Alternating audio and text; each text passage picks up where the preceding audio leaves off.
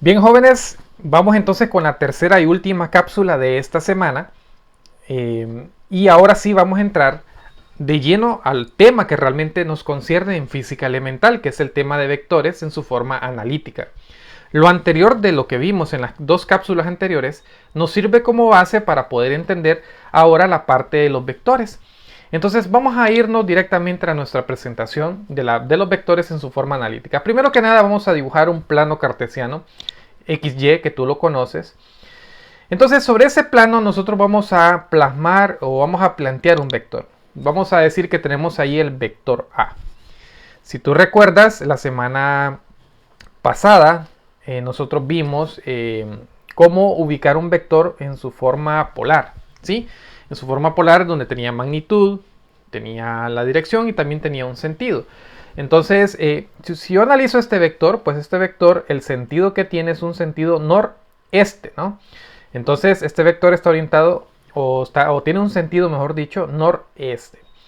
Bien, ahora, cuando yo tengo vectores ubicados en diferentes partes del plano, que no sea, fíjate bien lo que voy a decir, que no sea sobre los ejes, ¿sí? Que no sean vectores cuadrantales, que queden sobre los mismos ejes, sino que queden los vectores en cualquiera de los cuadrantes de este plano, que son 4 cuadrantes, lo que tenemos en un plano, pues evidentemente ese vector va a tener dos componentes. Te repito esta parte porque es bien importante. Cuando los vectores me quedan en los diferentes cuadrantes del plano, entonces yo puedo determinar que ese vector va a tener dos componentes. ¿Sí? Cuando estamos hablando de un plano bidimensional, como te lo estoy mostrando. Bidimensional viene de dos, es decir, solo tengo dos dimensiones, que son la dimensión XY.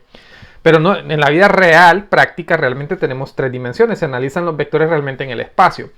Pero realmente en clases de bachillerato solo analizamos vectores de la forma bidimensional, es decir, solamente en las dos dimensiones X y Y. Bueno, aclarando esta parte, entonces, este vector A, que tiene un ángulo θ, ¿sí? Tiene una dirección θ, pues tiene una componente en X, que es esta flechita en amarillo que te estoy marcando sobre, fíjate bien, sobre el eje X. Nada más que hay que tener en cuenta que estoy sobre el eje X positivo, es decir, hacia la derecha, ¿no? Y también vamos a tener una componente, y aquí a este vector, o a esta componente del vector, la vamos a llamar A sub X para determinar qué es la componente en X. Y lo mismo va a pasar con la componente en Y. Va a haber una componente en Y a la cual nosotros la vamos a llamar A sub Y. Entonces tenemos las dos componentes de este vector, la componente en X y la componente en Y. Y este es el vector. Todo esto lo que mide este vector es su magnitud, es la magnitud, lo que mide el vector. Bien, yo puedo hacer entonces aquí el principio del paralelogramo. Esto que está aquí, si tú te das cuenta, es un cuadrilátero, es un paralelogramo. Y eso me sirve para lo siguiente. Si tú te das cuenta aquí, yo aquí formé un triángulo rectángulo, si lo puedes observar. Y yo puedo trasladar esta componente del vector en Y, a Y, la puedo trasladar en esta punta de acá. Entonces yo puedo decir que tengo este triángulo rectángulo, ¿cierto? Aquí tengo el ángulo de 90, lo que te estoy señalando. Entonces opuesto a él está la hipotenusa, que sería la magnitud del vector, es decir, la magnitud del vector A. Ahora bien, ¿dónde está la relación de lo que vimos en las dos cápsulas anteriores con lo de vectores? Bueno, entonces la relación viene aquí. Vamos a aplicar entonces las funciones trigonométricas del triángulo rectángulo. Entonces fíjate bien, si vamos a decir que aquí está parado Luis enfrente del ángulo θ, ¿no? Entonces el lado opuesto, ¿quién sería? Nuestro AY. Y nuestro lado adyacente, ¿quién sería? Nuestro AX. Y nuestra hipotenusa, por decirlo de alguna forma, sería el vector A. ¿De acuerdo? Muy bien, entonces, esa misma terminología vamos a aplicarla aquí. Por ejemplo, si yo te pregunto a ti en casa, el seno del ángulo θ que yo tengo aquí, ¿cómo sería determinado? Bueno, recordemos que el seno es opuesto sobre la hipotenusa. Por tanto, sería seno de θ sería AY sobre la hipotenusa, que sería A. ¿De acuerdo? Entonces me quedaría de esta forma, que el seno de θ es igual a AY, es decir, la componente en Y de este vector sobre A. Pero lo que a mí me interesa es saber el valor de la componente de este vector A, es decir, la componente AY. Entonces para ello necesito despejar. Y para despejar, recuerda que este valor de A, es decir, la magnitud de ese vector, está dividiendo, entonces pasaría a multiplicar. Entonces nos quedaría de la siguiente forma. Nos quedaría que la componente AY va a ser igual a este valor de A que estaba dividiendo, pasó a multiplicar, entonces me quedaría como A por el seno de θ. Entonces esa sería nuestra componente en Y. Lo mismo vamos a analizar para la componente en X. Nada más que recuerda, Luis está parado por acá, entonces nuestra componente en X está aquí, ¿no?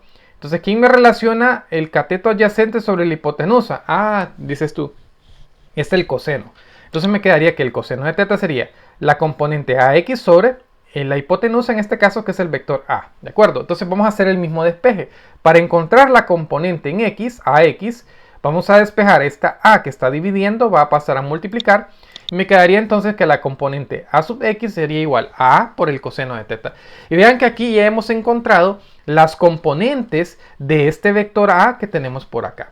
Y todo el razonamiento que hicimos fue aplicando pues las funciones trigonométricas de un triángulo rectángulo que lo vimos en las cápsulas, dos cápsulas anteriores. Interesante, ¿no? Ahora bien, si tú recuerdas, en las cápsulas anteriores nosotros calculábamos Pitágoras, ¿te acuerdas? Entonces Pitágoras tiene que ver con la hipotenusa, es decir, en este caso sería la magnitud del vector A. Si yo analizo, y te recuerdas de Pitágoras, nos decía que es la suma de los cuadrados de sus catetos es igual al valor de la hipotenusa al cuadrado. Es decir, que nos quedaría a cuadrado es igual a sub x al cuadrado más a sub y al cuadrado, ¿ok? Y le sacábamos la raíz cuadrada, si tú recuerdas en el ejemplo anterior, de la cápsula anterior, le sacábamos al final la raíz cuadrada. Nada más que aquí lo vamos a utilizar con las variables o con las letras que tenemos aquí representadas. Entonces me quedaría, como la magnitud de ese vector, me quedaría la magnitud del vector A sería igual a la raíz cuadrada de a sub x al cuadrado más a sub y al cuadrado. Y con ello entonces estamos encontrando la magnitud del vector. ¿Qué significa la magnitud? Lo que mide, si yo agarro una regla y coloco la regla aquí, entonces estaría encontrando lo que mide ese vector. ¿Ok? A eso nos referimos con la magnitud.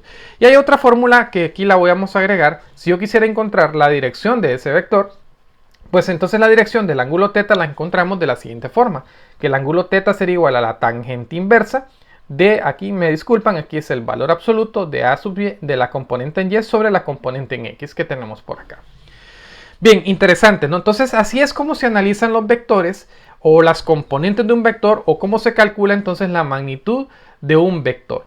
Ahora, para terminar esta cápsula, entonces rápidamente vamos a hacer un ejemplo que nosotros lo vimos el sábado en clase, donde nos dice lo siguiente: encuentra las componentes de la fuerza. Nos están diciendo entonces que encontremos esto que tenemos acá, las componentes de la fuerza de 240 newtons que ejerce el niño sobre la niña si su brazo forma un ángulo de 28 grados con el suelo. Entonces tenemos el siguiente esquema. Tenemos acá un esquema donde tenemos a este niño que está levantando a esta niña que está en el suelo.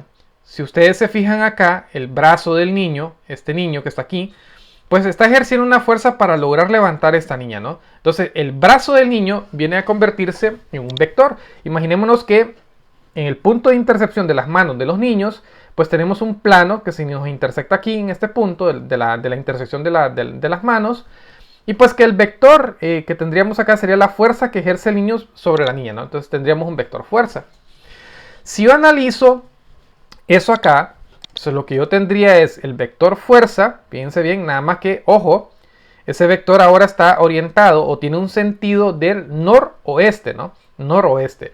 Ese vector entonces, que tiene una fuerza de 240 newton, ya me están dando la fuerza, que está a un ángulo de 28 grados, es decir, esta inclinación que tiene el brazo con respecto a una horizontal es de 28 grados, pues va a tener dos componentes.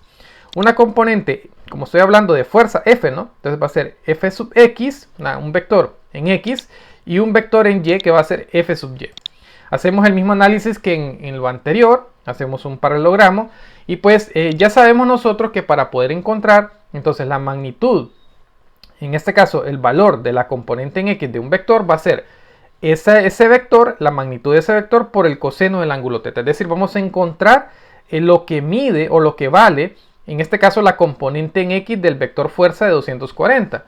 Pero hay que tener cuidado acá. El cuidado que tenemos que tener es que en este caso este vector está orientado sobre el eje X negativo. Entonces esta fuerza de los 240 la vamos a asumir como en negativo. Entonces menos 240 newton por el coseno del ángulo que me están dando. El coseno de θ en este caso que es 28 grados. Si tú lo trabajas en la calculadora, eso nos va a dar menos 212 newtons. Ok, entonces lo que significa que hay una fuerza orientada sobre la parte izquierda de 212 newtons. Ahora vamos a hacer lo mismo con la componente en Y. Entonces la componente en Y va a ser el vector fuerza por el seno de teta. En este caso va a ser 240 por el seno de 28 grados. Si tú efectúas esto en tu calculadora, eso nos va a dar pues un valor de 113 newtons. Entonces con ello acabamos de encontrar la magnitud, o mejor dicho, encontramos las componentes de ese vector fuerza con el cual el niño está jalando a esa niña, ¿no? Eso es un ejemplo de la vida práctica común que tenemos de la aplicación de vectores. Bueno, jóvenes, nos vamos a quedar por acá con esta cápsula. Espero que estas 3 cápsulas les sirvan para poder contestar el formulario que yo envié. Lo pueden retroceder las veces que ustedes deseen, de tal manera que logren entender y que logren contestar ese formulario. Cualquier duda, ustedes me pueden escribir al grupo y pues yo estoy ahí con mucho gusto para poderles auxiliar o ayudar en cualquiera de las situaciones que se les presenten en ese formulario. Nos vamos a quedar por acá y nos vemos entonces en la próxima clase.